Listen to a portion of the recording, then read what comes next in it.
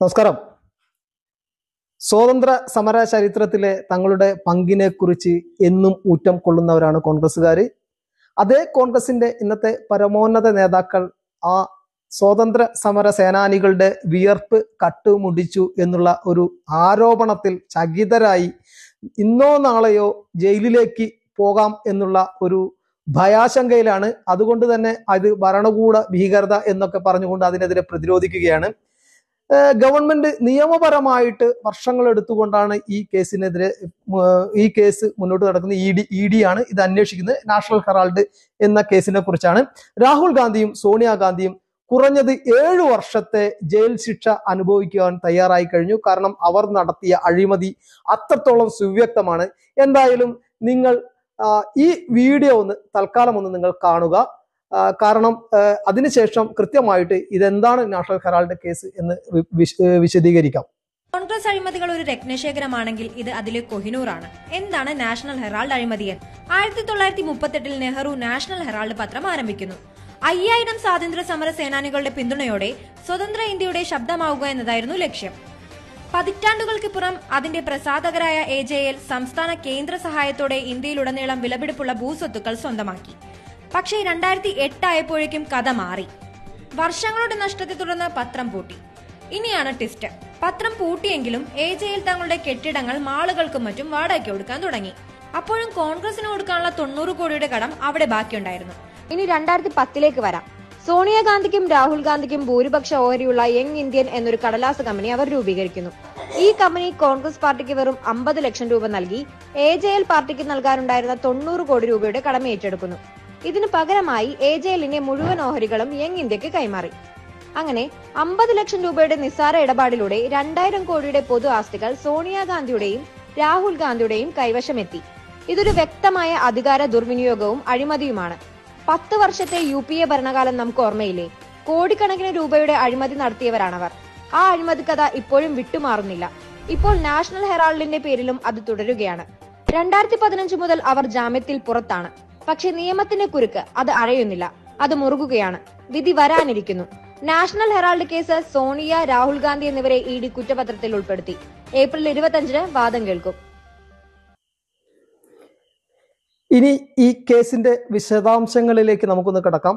അതിനു മുമ്പ് എന്താണ് നാഷണൽ ഹെറാൾഡ്, എന്താണ് AJL എന്നെല്ലാം നമുക്കൊന്ന് പരിശോധിക്കാം.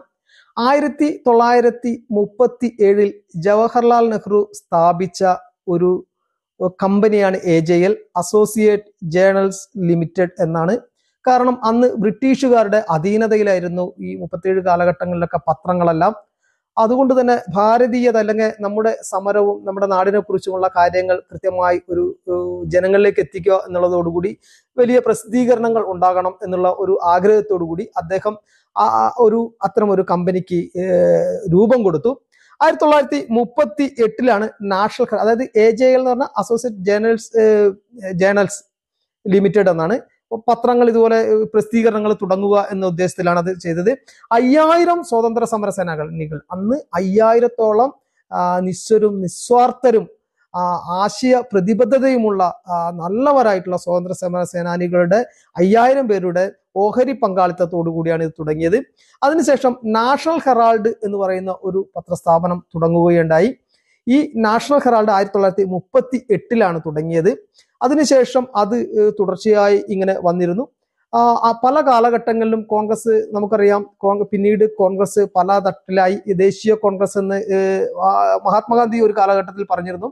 സ്വാതന്ത്ര്യം നേടിയതിനു ശേഷം ഈ കോൺഗ്രസിനെ പിരിച്ചുവിടണമെന്ന്. പക്ഷെ കോൺഗ്രസ് പിരിഞ്ഞില്ല. പകരം A2, Z2, Z1, Z2, Z3 എന്നെല്ലാം പല ചിഹ്ന ഭിന്നമായി കോൺഗ്രസ് ആയിപ്പോയി. അത് തന്നെ അന്നത്തെ ദേശീയ കോൺഗ്രസിനെ പിളർത്തിക്കൊണ്ട് കോൺഗ്രസ് U എന്ന ഒരു സംഘടന ഉണ്ടാക്കി ഇന്ദിരാഗാന്ധി. പക്ഷെ ഇത്തരം കാര്യങ്ങൾ അത്രയൊക്കെ പിളർന്നു പോയിട്ടും ഈ ഒരു കുടുംബാധിപത്യത്തിലേക്ക് ഒരു പാർട്ടിയെ കൊണ്ടുപോയിട്ടും കേരള കോൺഗ്രസുകൾ നമുക്കറിയാം. കേരള കോൺഗ്രസിന്റെ പേരിലും കോൺഗ്രസ് ഉണ്ട്. NCPയുടെ പേരിൽ നാഷണലിസ്റ്റ് കോൺഗ്രസ് പാർട്ടി എന്നാണ്. ഒരുപാട് കോൺഗ്രസുകളുണ്ട്. അതിലൊരു കോൺഗ്രസിന് ഈ ഇന്ദിരാഗാന്ധി അവരെ പാരമ്പര്യമായിട്ട് വന്നതുകൊണ്ട് ഇവർക്ക് ഒരു അധികാരവും ഉണ്ടായിരുന്നു. കാരണം ആ കോൺഗ്രസ് പല കോൺഗ്രസ്സിൽ ഒരു കോൺഗ്രസ് ആണ് ഇന്ത്യയുടെ അധികാരത്തിലെത്തിയത്. ആ ഒരു കോൺഗ്രസ് ഇത്തരം കാര്യങ്ങളെല്ലാം അവർക്ക് കയ്യിൽ വെച്ച് ഈ അവകാശം സ്വാതന്ത്ര്യ സമര സേനാനികളുടെ ഈ പാരമ്പര്യം ഇവർ കയ്യിൽ വെച്ച് തുടർന്നു. അർഹമാണോ അനർഹമാണോ എന്ന് പിന്നീട് ചിന്തിക്കേണ്ട കാര്യമാണ്. പക്ഷെ ഭരണം ഇവർ നയിച്ചിരുന്നു കൊണ്ട് തന്നെ പല കാലഘട്ടങ്ങളിലായി ഈ പത്രത്തിന് ഞാനും നിങ്ങളും അടങ്ങുന്ന നമ്മുടെ നാടിന്റെ സമ്പത്ത് സ്വത്തുക്കൾ പലതവണയായിട്ട് പതിച്ചു കൊടുത്തിരുന്നു. ഭൂമിയും മറ്റ് കെട്ടിടങ്ങളും മറ്റ് പല തരത്തിലുള്ള ധനസഹായങ്ങളെല്ലാം അതത് കാലഘട്ടങ്ങളിൽ ഭരിച്ച കോൺഗ്രസ് സർക്കാരുകൾ പതിച്ചു കൊടുത്തിരുന്നു. അതുകൊണ്ട് തന്നെ വലിയൊരു വിപണി മൂല്യം അതിനുണ്ടായി. പക്ഷേ നമുക്കറിയാം, കാലങ്ങൾ പിന്നീട് വന്നപ്പോൾ ദ ഹിന്ദു പോലുള്ള പത്രങ്ങളൊക്കെ പിടിച്ചു നിന്നപ്പോഴും ഈ നാഷണൽ ഹെറാൾഡ് പത്രം നഷ്ടത്തിലേക്ക് കൂപ്പുകുത്തി. നാഷണൽ ഹെറാൾഡ് പത്രം നഷ്ടത്തിലേക്ക് 2008 ഇത് പൂട്ടിപ്പോയി. അപ്പൊ അതിനുശേഷം 2011 AICC, അതായത് കോൺഗ്രസിന്റെ ആൾ ഇന്ത്യ കോൺഗ്രസ് കമ്മിറ്റി 90 കോടി രൂപ ഇവർക്ക് AJLന് കടമായി വായ്പയായി നൽകി. ഇത് തന്നെ നിങ്ങൾ ശ്രദ്ധിക്കേണ്ടത്, ഈ 90 കോടി രൂപ കൊടുക്കാൻ ഒരു രാഷ്ട്രീയ പാർട്ടിക്ക് മറ്റൊരു സ്ഥാപനത്തിന് ഇതുപോലെ വായ്പയായി കൊടുക്കാൻ ഇന്ത്യയിലെ നിയമ സംവിധാനങ്ങൾ അനുവദിക്കുന്നില്ല. 90 കോടി രൂപ വായ്പയായി കൊടുത്തു. വായ്പയായി കൊടുത്തതിന് ശേഷം ഇത് എന്നിട്ടും അത് അങ്ങനെ അവര് അത് നഷ്ടത്തിലാണെന്ന് പറഞ്ഞുകൊണ്ട് പെട്ടെന്ന് തന്നെ 2011 യങ് ഇന്ത്യ എന്ന് പറയുന്ന ഒരു കമ്പനി തട്ടിക്കൂട്ടുന്നു. യങ് ഇന്ത്യ പറയുന്ന ഒരു കമ്പനി തട്ടിക്കൂട്ടുന്നു. അന്ന് മോത്തിലാൽ വോറയാണെന്ന് തോന്നുന്നു. അന്നത്തെ കോൺഗ്രസിന്റെ ട്രഷറർ ആയിരുന്ന മോത്തിലാൽ വോറയായിരുന്നു കോൺഗ്രസിന്റെ ട്രഷററാണ്. അദ്ദേഹം AJLന്റെ ചെയർമാനും കൂടിയായിരുന്നു, ഡയറക്ടർ ബോർഡ് ചെയർമാനായിരുന്നു. നിങ്ങൾ നോക്കണം, AICCയുടെ ആൾ ഇന്ത്യ കോൺഗ്രസ് കമ്മിറ്റിയുടെ ട്രഷറർ ആയിരുന്ന ആൾ തന്നെയാണ് AJL, അസോസിയേറ്റ് ജേർണൽസ് ലിമിറ്റഡിന്റെ AJLന്റെ ഡയറക്ടർ ബോർഡ് ചെയർമാനും ആയിരുന്നത്. അദ്ദേഹം ഇരുന്ന പാർട്ടിയുടെ ഖജനാവിൽ നിന്ന് 90 കോടി എടുത്ത് അദ്ദേഹം ഡയറക്ടർ ആയിരിക്കുന്ന സ്ഥാപനത്തിന് വായ്പ കൊടുത്തു. അത് നിയമപരമായി നിലനിൽക്കുന്ന, അങ്ങനെ ചെയ്യാൻ പാടില്ല എന്നുള്ള വസ്തുത അവിടെ നിൽക്കെ തന്നെ കൊടുത്തു. ആ വായ്പ അവിടെ നിൽക്കെ ഇത് ഇനി മുന്നോട്ട് പോകാൻ പറ്റില്ല എന്ന് പറഞ്ഞുകൊണ്ട് ഈ വായ്പകളെല്ലാം തന്നെ യങ് ഇന്ത്യ, അതിനിടയിൽ 2011 യങ് ഇന്ത്യ എന്ന ഒരു പേരിൽ ഒരു തട്ടിക്കൂട്ട് കമ്പനി കോൺഗ്രസ് നേതാക്കളുടെ നേതൃത്വത്തിൽ രൂപീകരിക്കുകയുണ്ടായി. നിങ്ങൾ ഓർക്കണം, 2010 ഡിസംബർ 13 2011 2010 ഇത് ഈ യങ് ഇന്ത്യ സ്ഥാപിച്ചു. 2010 ഡിസംബർ 13 നമ്മുടെ രാഹുൽ ഗാന്ധി ഇതിന്റെ ഡയറക്ടറായി. 2010 നിങ്ങൾ ഓർക്കണം, യങ് ഇന്ത്യ എന്ന് പറയുന്ന ഒരു സ്ഥാപനം എങ്ങനെയൊക്കെയാണ് ഇവര് വളച്ചുകൂട്ടി ഈ സ്വത്ത് കൈക്കലാക്കാനുള്ള ഇതാക്കുന്നത്. പെട്ടെന്നൊരു കമ്പനി തട്ടിക്കൂട്ടുന്നു, യങ് ഇന്ത്യ എന്ന പേരിലൊരു കടലാസ് കമ്പനി തട്ടിക്കൂട്ടുന്നു. അതിന്റെ ഡയറക്ടർ ബോർഡിലേക്ക് രാഹുൽ ഗാന്ധി വരുന്നു. 2010 ഡിസംബർ 13 1937 സ്ഥാപിച്ച AJL ആണെന്ന് ഓർക്കണം. 2010 രാഹുൽ ഗാന്ധി യങ് ഇന്ത്യയുടെ ഡയറക്ടറായി വരുന്നു. 2011 ജനുവരി 22 സോണിയാഗാന്ധിയും അതിന്റെ ഡയറക്ടറായി വരുന്നു. പക്ഷെ ഇവർക്ക് രണ്ടുപേർക്കും ഈ യങ് ഇന്ത്യയിൽ 76% ഓഹരികൾ ഉണ്ട് എന്നുള്ളതാണ്. മറ്റ് 24%, 12% വീതം മോട്ടിലാൽ വോറ, ഓസ്കാർ ഫെർണാണ്ടസ് എന്ന് പറയുന്ന കോൺഗ്രസിന്റെ 2 നേതാക്കൾക്കും. പോകുന്ന പോക്ക് നിങ്ങൾ മനസ്സിലാക്കണം. ഇതിൽ 2013 നമ്മുടെ സുബ്രഹ്മണ്യൻ സ്വാമി ഇതിൽ അഴിമതി നടന്നിട്ടുണ്ട്, കള്ളപ്പണം വെളുപ്പിക്കാൻ. നമുക്ക് ഒരു കാലഘട്ടത്തില് ഇന്ത്യയിലെമ്പാടും വലിയ തോതിൽ പ്രചരണം നടത്തിയിരുന്നു. സ്വിസ് ബാങ്കിൽ സോണിയാഗാന്ധിക്ക് കോടികൾ ഉണ്ടെന്ന് ഒരു പ്രചരണം നടത്തിയിരുന്നു. സത്യാവസ്ഥ എന്താണെന്ന് നമുക്കറിയില്ല. പക്ഷെ സുബ്രഹ്മണ്യൻ സ്വാമി കൃത്യമായിട്ട് പറഞ്ഞു, ആരുടെയൊക്കെയോ കള്ളപ്പണം വെളുപ്പിക്കാനുള്ള ഒരു പാലമായിട്ട് ഇത്തരം ഈ യങ് ഇന്ത്യ കമ്പനി AJLിലേക്ക് ഇവർ ഉപയോഗിച്ചു വന്നു. 90 കോടി രൂപ കോൺഗ്രസ് പാർട്ടി AJLന് കൊടുക്കുന്നു. AJL അതിന് പകരമായിട്ട് അവരുടെ ഓഹരികൾ എല്ലാം യങ് ഇന്ത്യക്ക് കൊടുക്കുന്നു. യങ് ഇന്ത്യ എന്ന് പറയുമ്പോൾ ആ ഒരു തട്ടിക്കൂട്ട് കമ്പനിയാണ്. 2010 അതിൽ ഡയറക്ടർ ബോർഡ് അംഗമായ രാഹുൽ ഗാന്ധിക്കും 2011 അംഗമായ സോണിയാഗാന്ധിക്കും കൂടി 76% ഓഹരികൾ. നിങ്ങൾ മനസ്സിലാക്കണം, ഈ 50,000 സ്വാതന്ത്ര്യ സമര സേനാനികൾ അവരുടെ വിയർപ്പ് ചോര നീരാക്കി ഉണ്ടാക്കിയ പണം കൊണ്ടാണ് തുടങ്ങിയത്. ഇതിന് നേതൃത്വം നൽകിയത് നമ്മുടെ ജവഹർലാൽ നെഹ്റു ആണെങ്കിലും 5000 സ്വാതന്ത്ര്യ സമര സേനാനികളുടെ ചോര നീരാക്കിയ പണമാണ് ഇതിന്റെ മുടക്കുമുതൽ.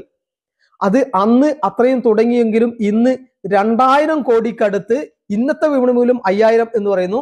ഈ കേസ് തുടങ്ങുന്ന സമയത്ത് 2000 വിപണി മൂല്യം ഉണ്ടായിരുന്ന അത്രയും 2000 കോടി രൂപയുടെ ആസ്തി ഉണ്ടായിരുന്ന ഒരു കമ്പനിയാണ്. കേവലം 50 ലക്ഷം രൂപ യങ് ഇന്ത്യ ഇവർക്ക് കൊടുക്കുന്നു. അതിന് പകരമായിട്ട് ഈ 90 കോടി രൂപ എഴുതി തള്ളുന്നു AICC. കിട്ടാക്കടമായിട്ട് AICC എഴുതി തള്ളുന്നു. നിങ്ങൾ മനസ്സിലാക്കേണ്ടത് യങ് ഇന്ത്യയിലേക്ക് ഇത് വരുന്നത് എങ്ങനെയാണെന്ന് വെച്ചാൽ, യങ് ഇന്ത്യ 50 ലക്ഷം രൂപ ഇവർക്ക് കൊടുക്കുന്നു. അതിന് പകരമായിട്ട് AJLന്റെ കടങ്ങളെല്ലാം AICC എഴുതി തള്ളുന്നു. AICC 90 കോടി എഴുതി തള്ളുന്നു. പകരം ഈ AJLന്റെ എല്ലാ നാഷണൽ ഹെറാൾഡ് പത്രത്തിന്റെ എല്ലാ ആസ്തികളും യങ് ഇന്ത്യക്ക് കൊടുക്കുന്നു. യങ് ഇന്ത്യക്ക് മുടക്കിയത്, യങ് ഇന്ത്യ എന്ന് പറയുന്ന കമ്പനി മുടക്കിയത് 50 ലക്ഷം രൂപ. ആ യങ് ഇന്ത്യയുടെ ഡയറക്ടർ 76% ഓഹരികളും കൈവശം വയ്ക്കുന്നത് സോണിയാഗാന്ധിയും മകൻ രാഹുൽ ഗാന്ധിയും.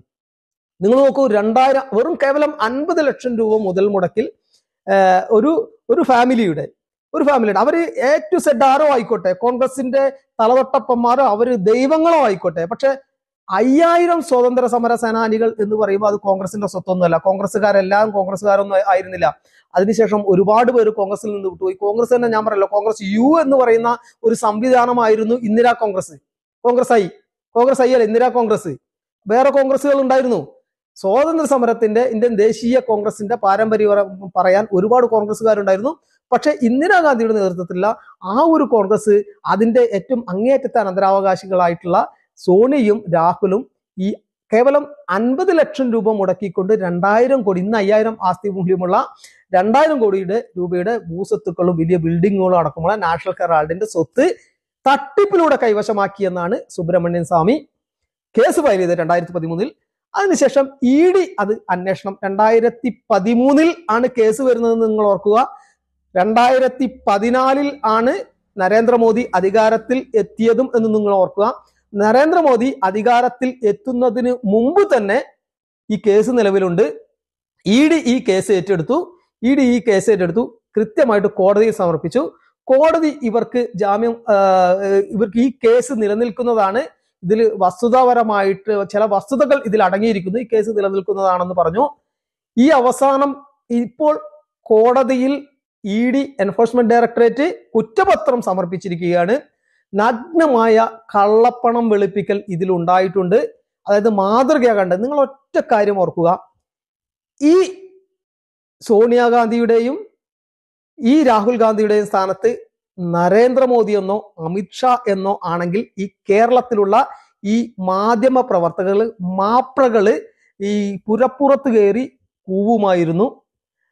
ഇത്രയും നഗ്നമായ തെളിവുകളുള്ള ഒരു അഴിമതിയാണ്. 7 വർഷം ജയിലിൽ കിടക്കുവാൻ പോകുകയാണ് കോൺഗ്രസിന്റെ നേതാക്കള്. ജനിതകപരമായി തന്നെ കള്ളത്തരവും കളവും പാരമ്പര്യമായിട്ട് കൈവശം കിട്ടിയ ഒരു കുടുംബമാണ് ഈ സോണിയയുടെ. കാരണം അന്റോണിയോ മെയ്നോ എന്ന സ്റ്റെഫാനോ മെയ്നോ എന്ന അന്റോണിയോ മെയ്നോ എന്നത് സോണിയാഗാന്ധിയുടെ പേരാണ്. സ്റ്റെഫാനോ മെയ്നോ എന്ന അവരുടെ പിതാവ് വിഗ്രഹ കള്ളക്കടത്തുകാരനായിരുന്നു എന്ന കാര്യം നിങ്ങൾ ഓർക്കുക. അതുമാത്രമല്ല, ബെനിറ്റോ മുസോളിനി എന്ന ഫാസിസ്റ്റിന്റെ പാർട്ടിയിലെ ഒരു സജീവ പ്രവർത്തകനും കൂടിയായിരുന്നു. ഒരു ഫാസിസ്റ്റ് പാരമ്പര്യം പേറുന്ന ഒരു കുടുംബമാണത്. എങ്ങനെയോ എവിടെയോ വെച്ച് അത് 2 കൈവഴിയായി ഒന്ന് ഒരുമിച്ച് ചേർന്നു നെഹ്റു കുടുംബവുമായിട്ട് ഗാന്ധിജിയുടെ പേര് അവര് കട്ടെടുക്കുകയും ചെയ്തു. ഗാന്ധിജിയുമായിട്ട് ഒരു ബന്ധവുമില്ലാത്ത അവർ ഗാന്ധിജിയുടെ പേര് കട്ടെടുക്കുകയും ചെയ്തു. ശരിയായിട്ട് സ്റ്റെഫാനോ മെയ്നോയുടെ പാരമ്പര്യമാണ്.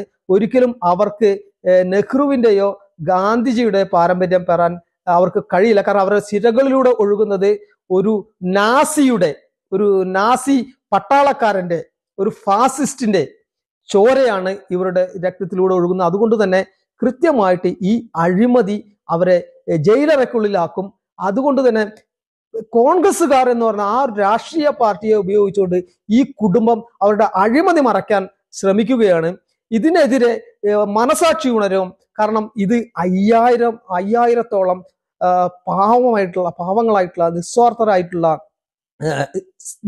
നിസ്വാർത്ഥരായിട്ടുള്ള സ്വാതന്ത്ര്യ സമര സേനാനികളുടെ ചോര നീരാക്കിയ പണമാണ് നാഷണൽ ഹെറാൾഡിന്റെ സ്വത്ത് അത് കട്ടുകൊണ്ടുപോകാൻ കേവലം ഇറ്റലിയിൽ നിന്നും വന്ന ഒരു വിഗ്രഹ കള്ളക്കടത്തുകാരന്റെ മകളെയും മകനെയും അനുവദിക്കാൻ ഭാരതീയർക്ക് സാധിക്കില്ല. അതിന് കൃത്യമായി നിലപാടുകൾ എടുക്കണം. ഇത് ശരിയല്ല, മാനിഷാദ എന്ന് ഇവരോട് പറയാൻ നമ്മൾ തയ്യാറാകണം എന്ന് മാത്രം പറഞ്ഞുകൊണ്ട് നിർത്തുന്നു. നന്ദി.